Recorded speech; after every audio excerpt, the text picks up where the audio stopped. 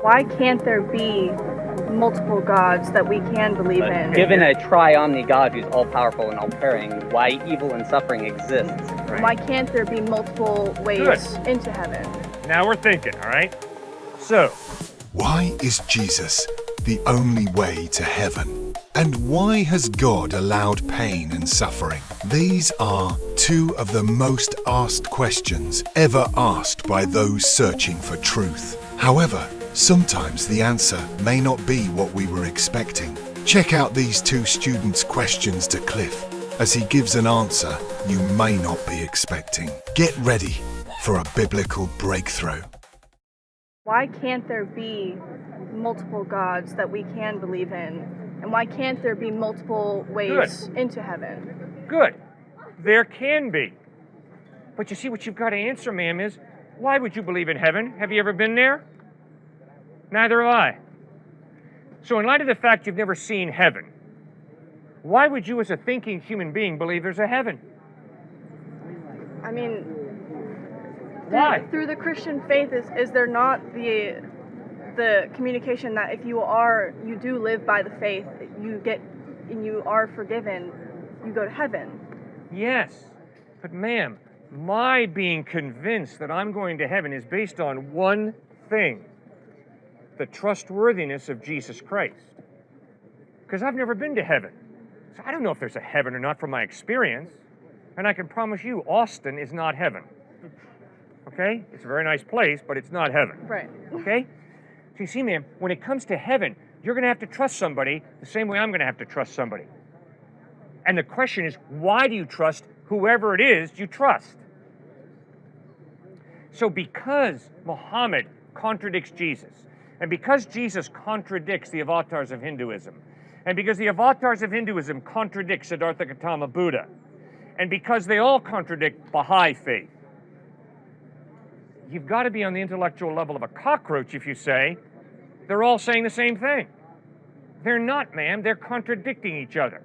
So either they're all wrong or one of them's right. And now you've got to study the Gospels for yourself, Matthew, Mark, Luke, and John, and you've got to ask yourself, does the evidence point to Jesus being the truth? And if it does, trust him. But if the evidence is that Christ is a liar, you'd be a fool to trust him. Do not trust Jesus if the evidence is he's a fraud, he's a hypocrite, he's a liar. Don't trust him. But if the evidence is he's totally reliable, if the evidence is he really did die and rise from the dead, then you can trust him, and he's the one who promises heaven to everybody who puts their faith in him. A lot of my friends are atheist and agnostic, okay? And here's something that my atheist agnostic friends have to acknowledge if they're being intellectually consistent. Because they believe there's no heaven, no day of judgment, that has big implications for now, today. And the implication is what you and I do with our lives is ultimately meaningless. Why? Where are Hitler and Mother Teresa if there is no heaven and no hell? Where are Hitler and Mother Teresa? The same place. The fertilizer pit. They're decomposing.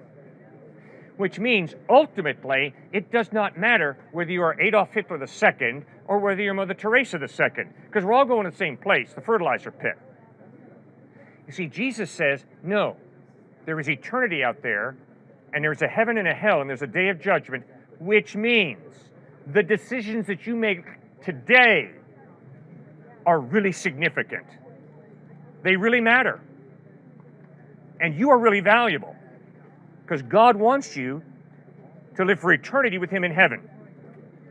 And becoming fertilizer is not God's plan for you and desire for you. Does that make any sense? Yeah, of course. Thank you so much for raising that. Yes, sir. There's been a couple issues of things that you've been saying that I have questions with, but I'm just going to do a quick short one. One of my main questions that I always have is just that, given what you touted earlier, a tri-omni God, a omnibenevolent, omnipotent, omniscient, just all-powerful, all-knowing, all-caring, how do you explain the existence of evil and suffering? You bet. Very slowly, having to acknowledge I can't give you a complete answer. I do not know ultimately why God allowed evil, suffering, and death. But here's my first point. If you're an atheist or if you're an agnostic, what is your solution to the problem of evil and death? My solution to the evil The problem? solution. What is your solution to the problem of evil and death? If you're an atheist, if you're an agnostic. I mean, the solution for everybody is just to be as good as possible. I mean, everybody should aim for being good. According to their own definition of good, right? Becoming, own definition good, whether it's objective good from God or objective good from another source. Well, remember, the atheist or agnostic says either there is no God or I don't know whether there's a God. Yeah. So good is not defined by God if you're an atheist. Yeah. If you're an atheist, good is defined by your culture or by the power elite or by yourself or by majority opinion. It could be just defined as good. It's just good just exists, whether God or not. How can good just exist? Good could possibly, because I don't know if there's a God or not. Mm-hmm. But I mean, if there is such a thing as a God that is out of time, like that is eternal, why can't other concepts like good just be out of time and eternal, just a thing that exists like God? Okay. Sir, good is an intangible value.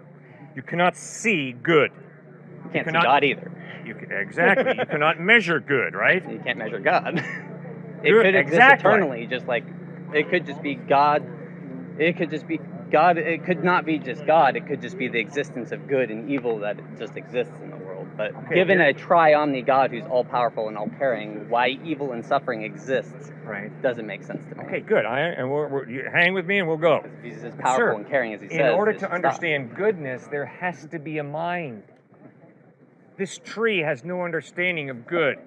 This cement has no understanding of good. See, good can't just exist. Because goodness requires definition, and it's an intangible value that you can't measure. You can't grab goodness, which means you got to have a mind involved in defining what is good. If we're going by that definition, then what is defining God? Okay, What we'll created get to that. God? We'll get to that. All the arguments you could give for God could also go for good, just as a general concept. It could just exist eternally out of time, unmeasurable. No, sir. That's not fair. If God exists, God doesn't depend on anybody. If goodness as an intangible value exists, it depends on a mind to define it. God would also be an intangible. Obviously, that's right. It's like coming from a different viewpoint, outside of trying to see where, the reasoning for things. You could say that it could be what we define as God, societally, could just be the existence of just that good, in the same context of eternal and timeless and all that. Like, if there is no God, goodness is not eternal, because goodness demands a mind to define it. Then which means, then in giving that same argument, then what mind defines God? There would be something above him if something has to make him or define him. No, God can be an eternal being without beginning, without end. I don't think you see my point, because just goodness could be the same thing. You're not listening, sir. You're giving goodness a different definition. No, sir, you're not listening to me, and I don't appreciate it. I've told you flat out, and I think you're smart enough to get this point. Goodness demands some mind to define it. The tree, the cement, has no ability to understand goodness. You've got to have a mind. Do you see that, or do you disagree with me? I think we're coming to different definitions of good, because then, there's still... Outside of that, though, given your definition of good, still, why is evil or suffering? Forget my definition of good. Your definition of good. I'm just saying, given yours, why does evil and suffering exist? All right, You're fine. evading that part of the question. We'll move on to that, okay? But, sir, I got a real problem with your thinking, all right? I don't think you're being honest with yourself. That's not fair. You know very well that I've cornered you totally, intellectually. You know very well that you cannot have goodness without some type of mind to create and define it. It's impossible. This does not define goodness. That does not define goodness. And that camera does not define goodness. And your glasses do not define goodness. Neither does your shirt, your pants, or your sneakers. You've got to have a mind to define goodness. Sorry, you have no option intellectually. This has nothing to do with God. It has nothing to do with Jesus. It has to do with simply thinking fairly. All right, moving on to next. Didn't Okay, answer but my question. your point is, okay, but if this good God exists, why is there evil and suffering? It's real simple, sir. If an all-powerful God chooses to partially limit his power by giving you a free will, by giving me a free will, then if I go up to her, slap her in the face, and say, God made me do it, what am I? A liar, a total liar. God gave me a hand for a purpose, to respect this woman, to love this woman. But because I have a free will, I don't have to respect her, I don't have to love her, I can steal her backpack, I can smack her around, I can abuse her. And if anybody says, God made me do it, they are a liar, flat out. So, why does evil exist? Evil exists because God limited his power, he's all powerful, but he limited his power by choosing to give her a free will, me a free will, all of us a free will. Does that make any sense? It kind of answers it for humanity, but suffering also exists just in the animals. Good. Like, why does a zebra deserve to get its throat crushed to death by a lion? Like, Good. how is that caring or just? Like, coming from a Christian standpoint, we have sinned as humans, coming from the Christian standpoint, so Yep. we are, we have free will and we can make mistakes and all that. Yep. But why have animals just, not have their perfect little ecosystem where nothing has to suffer and only Okay, humans good. suffer? Very good. Now we're thinking, all right? So, Genesis chapters 1 and 2. God creates a good world. God created this and God saw that it was good. God created that and God saw that it was good. God created this and God sees that it's good.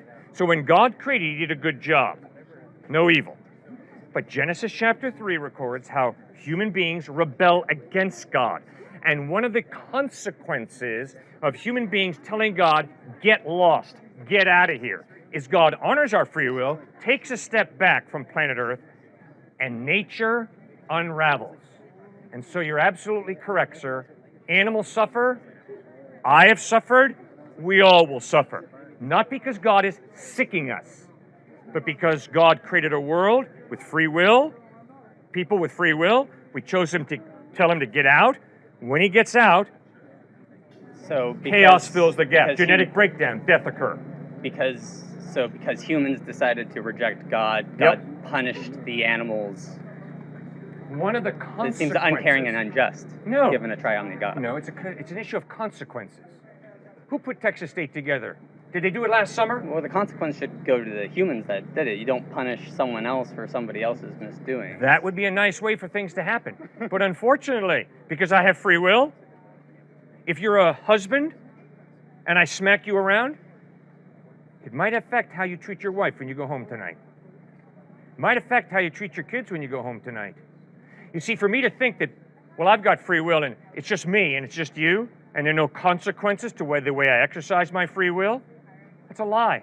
Total lie. Well, how I would interact with animals is one thing, but how animals should interact with each other.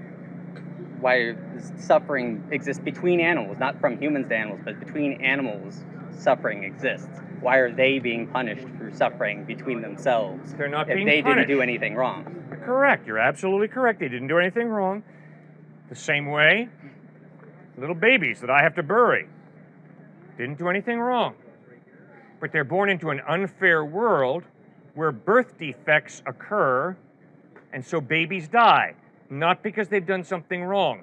They have not done anything wrong. But they are born into an unfair, unjust, messed up world.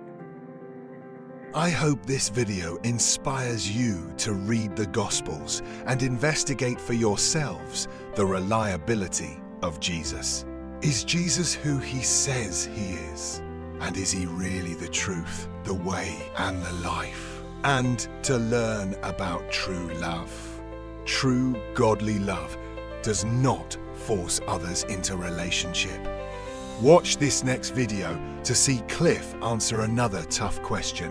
Why is there a hell? It's a fiery one.